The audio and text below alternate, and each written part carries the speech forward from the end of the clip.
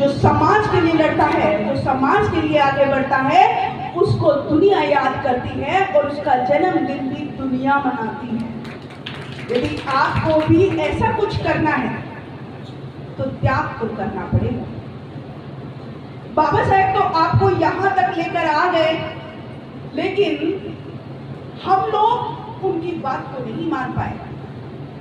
हम लोगों ने उनकी बात को नहीं माना और इसलिए हमारी दुर्गति हो रही है, हमारे समाज की दुर्गति हो रही है। आज अगर देखा जाए तो बाबा साहेब के जो जितने भी उन्होंने हमको अधिकार दिलाए, चाहे वो महातालाब का हो 20 मार्च 1927 को, चाहे वो काला राम मंदिर हो, चाहे वो साइमन कमीशन के द्वारा रिपोर्ट भेजी गई और गोलमेज सम्मेलन से तमाम अधिकार हो, वो सारे के सारे बाबा साहेब ने हमको दिलाए। और जो लोग ये कहते हैं कि बाबा साहेब एक समाज के थे, वो बड़े नादान हैं, बड़े क्या नाम बोलूं उनको, क्योंकि बाबा साहेब एक समाज के नहीं, बाबा साहेब सर्व समाज के थे।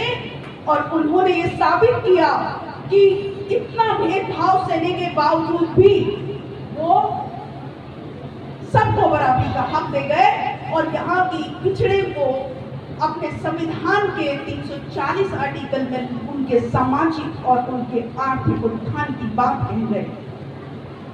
और हमें शिक्षा के लिए क्या कहेंगे 46 अपने आर्टिकल में वो कह कर गए कि हम जितने भी SC ST OBC हैं जिनको पढ़ने नहीं दिया जा रहा है, उनको रिजर्वेशन मिलेगा, उनको शिक्षा फ्री मिलनी चाहिए।